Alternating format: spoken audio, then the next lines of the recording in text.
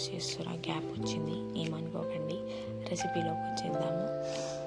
So మేము ఇక్కడ కజ్జికాయలు తీసుకుంటున్నాం అనమాట. కొంతమంది గర్జలు అంటారు, కొంతమంది కజ్జికాయలు అంటారు, ఒక్కొక్కరు ఒక్కొక్కలా పిలుస్తారు. మా సైడ్ కజ్జికాయలు అనే పిలుస్తాము. సో ఇక్కడ మైదా పిండి లేదు అంటే చపాతీ పిండి తీసుకొని, కానీ మైదా పిండి తీసుకుంటే కొద్దిగా సాఫ్ట్గా వస్తుంది, క్రిస్పీగా. సో నూనె, కొద్దిగా సాల్ట్ వేసి చపాతీ పిండి కన్నా కొద్దిగా సాఫ్ట్గా తడుపుకోవాలి. ఎలా అంటే పట్టుకుంటే లోపలికి వెళ్ళాలన్నమాట, అంత సాఫ్ట్గా మిక్స్ చేసుకోవాలి.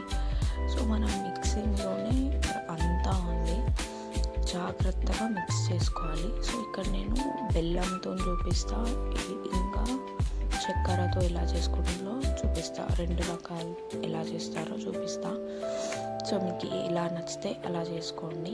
ఇంకా లాస్ట్కి కొద్దిగా ఆయిల్ వేసి పైనుంచి మళ్ళీ మంచిగా ఒక 5 minutes కలుపుకొని పక్కన పెట్టుకోవాలి. ఒక క్లాత్ వేసి ఆలోపు మనం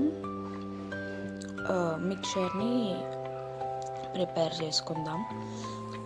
సో బెల్లంతోనే ఫస్ట్ చేస్తున్నాం కాబట్టి పుట్నాలు ఇంకా బెల్లం ఈ రెండింటిని ఈక్వల్ క్వాంటిటీస్లో తీసుకొని ఇలా పొడి కొట్టి పెట్టుకోవాలి అన్నమాట.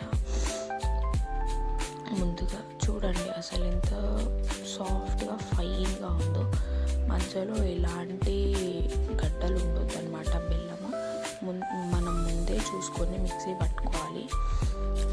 గడ్డలు ఉంటే ఏంటి అంటే నూనెలో డీప్ ఫ్రై చేసేటప్పుడు పగిలే ఛాన్సెస్ ఉన్నాయి. సో అందుకే ముందుగా చెప్తున్నాము, చూసి మిక్సీ చేసుకోండి. 2 ఈక్వల్ క్వాంటిటీస్లో తీసుకొని చేసుకోవాలి. సో ఇప్పుడు కలిపి పెట్టుకున్న ముద్దలో నుంచి చిన్న చిన్న రౌండ్స్ చేసుకొని మంచిగా ఫోల్డింగ్ స్టఫ్ పెట్టేసుకొని ఇలా ఫోల్డ్ చేసుకొని మీకు నచ్చిన డిజైన్లో దీనికి షేప్ ఇవ్వచ్చు. మా మమ్మీకి అల్లడం వచ్చు కాబట్టి అల్లింది, లేదు అన్న వాళ్ళు ఫోక్ స్పూన్తోని క్లోజ్ చేసేయచ్చు, అదొక డిజైన్ లాగా అవుతుంది. మీకు ఎలా నచ్చితే అలా ఫోల్డింగ్ చేసుకొని, కానీ చాలా జాగ్రత్త. ఇది ఇంకొకటి సెకండ్ టైప్. ఎండు కొబ్బరిని బాగా తురిమి దాంట్లో మీరు ఎన్నైతే ఎండు కొబ్బరిలో తీసుకున్నారో దానికి కొద్దిగంత చక్కెర వేసుకోవాలి. చక్కెర ఎక్కువ వేయకూడదు, ఎందుకంటే ఇక్కడ కొబ్బరి స్వీట్గానే ఉంటుంది, ఇంకా చక్కెర కూడా స్వీట్గానే ఉంటుంది. నాకైతే ఈ కర్జికాయలు అంటేనే ఇష్టం, బెల్లం కర్జికాయల కన్నా.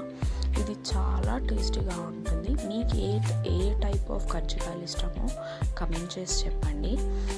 ఇంకా కోవా కర్జికాయలు అని కూడా అంటారు, అంటే కోవా తెలుసు కదా, సో దాంతో కూడా చేస్తారనమాట. బట్ నాకు అవంతా నచ్చవు. ఇక్కడ డీటెయిల్ ఎలా ఫోల్డ్ చేయాలో కూడా చూపించాము. మీకు నచ్చితే ఇలా కూడా ఫోల్డ్ చేసుకొని పెట్టుకోవచ్చు. ఇంకా అన్నీ అయిపోయిన తర్వాత ఒకదాని తర్వాత ఒకటి హాట్ ఆయిల్లో మనం గోల్డెన్ బ్రౌన్ వచ్చేంత వరకు ఫ్రై చేసుకోవాలి. మనకి క్లోజింగే చాలా ఇంపార్టెంట్ అనమాట. ఎందుకు అంటే మనం ఎక్కడ చిన్న మిస్టేక్ చేసినా ఆయిల్లో పేలే ఛాన్సెస్ ఉన్నాయి. సో మనం జాగ్రత్తగా స్టఫింగ్ని క్లోజ్ చేయాలి అనమాట. ఎందుకంటే చక్కెర బెల్లము వేసి స్టఫింగ్ లోపల పెడతాం కదా, పేలితే మళ్ళీ ఆయిల్లోనే ఉంటుంది, అంతా విచ్చుకోపోతుంది అనమాట. సో చూసి తీసి పెట్టుకోండి. చాలా అంటే చాలా టేస్టీగా వచ్చినాయి. మీకు ఎలాంటి టైప్ ఆఫ్ కజ్జికాయలు అంటే ఇష్టమో కూడా కమెంట్ చేసి చెప్పండి. Please do like, share and subscribe. Thank you for watching.